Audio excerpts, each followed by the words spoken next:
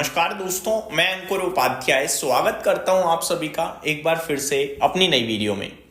दोस्तों यहाँ पे आप सभी के साथ रेलवे स्टॉक्स को लेकर बात करना चाहूंगा और मैं आपको ये भी बताना चाहूंगा कि railway, defence, chemical, fertiliser, specially fertilisers, chemicals को आप कट भी कर सकते हो, ये 3-4 क्षेत्र ऐसे हैं, वाटर ट्रीटमेंट स्टॉक्स, ये कुछ ऐसे क्षेत्र हैं जो किसी भी वक्त अब खबरों में आ सकते हैं और एक्शन में आ सकते हैं, क्योंकि अब बजट में मात्र 2 महीने रह गए हैं। जी हां, बजट में मेनली फोकस यहां आता ही आता है। हम लोग नॉर्मली देखते हैं, एक वाटर ट्रीटमेंट स्टॉक्स पे आता है, एक रेलवे स्टॉक्स पे आता है, फर्टिलाइजर स्टॉक्स पे आता है, डिफेंस स्टॉक्स पे भी आ जाता है। तो ये कुछ ऐसे क्षेत्र हैं जहां पे बजट के समय पे डेफिनेटली बातचीत होने लगती है, इन्वेस्टर्स के रडार पे आने लगते हैं और बढ़िया मूव दे जाते हैं इन 2-2.5 महीने में शेयर्स। और अच्छी बात इससे भी है कि अभी एग्जैक्टली दिसंबर में आपके लिए बाजार में एक अचानक शार्प फॉल देखने को मिला है, जिसमें और ज्यादा करेक्ट हो गए हैं स्टॉक्स।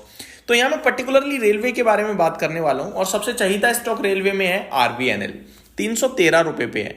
दोस्तों इसमें ना 2024 जून जुलाई तक बड़ी बढ़िया रैली बनी पूरे रेलवे क्षेत्र में, पूरे डिफेंस क्षेत्र में, पूरे शिपिंग क्षेत्र में, और उसके बाद एक मंदी देखी है हमने, बहुत भारी मंदी देखी है। अगर मैं जुलाई के हाई से कंपेयर करूं तो ये स्टॉक 50% से भी ज्यादा नीचे आ चुका है। पर्टिकुलरली यही नहीं आया है, पूरा सेक्टर, पूरा ग्रुप ही नीचे आया है। अगर आप नोटिस करेंगे रेलवे का, तो सारी की सारी सरकारी कंपनियां हैं, रिटेल इन्वेस्टर्स का पार्टिसिपेशन बहुत हैवी हो गया था इनमें, क्योंकि बहुत वन साइडेड भागे थे। अब करेक्शन में समझ में नहीं आ रहा कितना गिरेंगे, क्या करें क्या ना करें। दोस्तों आज की डेट में RVNL 65 के पीई पे ट्रेड करता है। मैं आंसर दे ही नहीं पाऊंगा कि क्या अच्छा क्या बुरा। ये वही स्टॉक है जो 25-30 के पीई पे ट्रेड करते थे, 1 टाइम मैक्सिमम 2 टाइम्स की बुक वैल्यू पे ट्रेड कर जाए तो बहुत बड़ी बात मानी जाती थी। आज ये 6 टाइम्स की बुक वैल्यू पे ट्रेड कर रहे हैं। तो अब ना हमें ये नहीं कह सकते कि वैल्यूएशन टर्म्स में बहुत कंफर्ट है, और हम खराब भी नहीं कह सकते, क्योंकि भैया काम भी तो बहुत है, सरकार का फोकस भी पूरा है। तो ये एक सबसे बड़ी चिंता हो गई है, जहां पे हमें क्लैरिटी मिलना बहुत जरूरी है, जो मिल नहीं पा रही है इस समय। तो मेरा मानना यह है कि किसी के पास RVNL है, देखो अभी इसमें कोई फ्रेश एंट्री या बॉटम फिशिंग के संकेत तो बिल्कुल भी नहीं है। तो मैं यही कहूंगा, जब तक प्रीवियस हाई ब्रेक ना करे तब तक आप साइड रहेंगे तो ज्यादा बेटर है। या दूसरा स्ट्रेटेजी है कि जब तक फ्रेश लो ना लगाए तब तक भी आप इसे एक्यूमुलेट करके थोड़ा होल्ड कर सकते हैं स्टॉप लॉस के साथ, बट वो ब्रेक होने के चांसेस मुझे लगते हैं थोड़े थोड़े। अच्छी और बुरी बातों के बीच में एक चीज बताना चाहूंगा अपने ओपिनियन से, कि स्टॉक क्या है, धीरे धीरे पेन देके गिरता है और अचानक किसी भी दिन 8-10% का जंप मार देता है। उस जंप में लोग ट्रैप होते हैं, लेकिन आपको अपोजिट करना है, उस जंप से निकलना है, और फिर जब धीरे धीरे नीचे आ रहा है तो फिर ऐड करते रहो। ये आप कर सकते हो। मैं स्ट्रेटेजी इस स्टॉक में देख रहा हूँ बड़े लंबे समय से चल रही है। अचानक से बड़ा मूव आता है, फिर धीरे धीरे गिरता है, फिर मूव आता है, फिर धीरे धीरे गिरता है, लेकिन जो मूव होता है वो प्रीवियस हाई के नीचे ही रह जाता है। अभी इस स्टॉक में कोई राय नहीं बन रही है। नेक्स्ट है इरकॉन इंटरनेशनल। इरकॉन की बात करी जाए तो वैल्यूएशन टर्म्स में ये थोड़ा कंफर्ट देता है, ये खराब नहीं लगता है। 157 पे है, हालांकि टेक्निकली ये भी बहुत ही वीक है। इसने भी सेम 2024 जुलाई के बीच में ही हाई लगाए हैं अपने, गिर कर नीचे आ गया है, अभी काफी 157 पे ट्रेड कर रहा है। पहले जब इसने लो लगाया था तो 130-35 तक गया था, उछला फिर लगभग 220 तक, और अभी वापस 157 ही खड़ा है।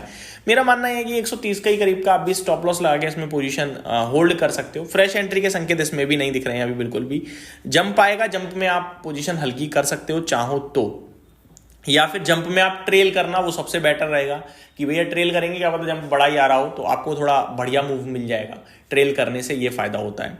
अगला स्टॉक है दोस्तों IRFC, Indian railway finance corporation, 113 पे है। इसकी बात करूं तो ये भी सेम टेक्निकल में है, बहुत ही वीक है। स्पेशली ये तो कुछ ज्यादा ही है, तो फ्रेश लो भी लगाता हुआ दिख रहा है मेरे को अभी, तो मैं यहाँ भी अवॉइड करने के लिए ही बोलूंगा। उछाल आ सकते हैं, बिल्कुल आ सकते हैं, बड़ी करेक्शन हुई है उछाल में, लेकिन मेरा मानना है जब तक 128 का लेवल पार नहीं करेगा तब तक तो ये अवॉइडेबल स्टॉक है पूरी तरीके से। अगला स्टॉक है BEML, 1690 रुपए पे आ चुका है ये स्टॉक।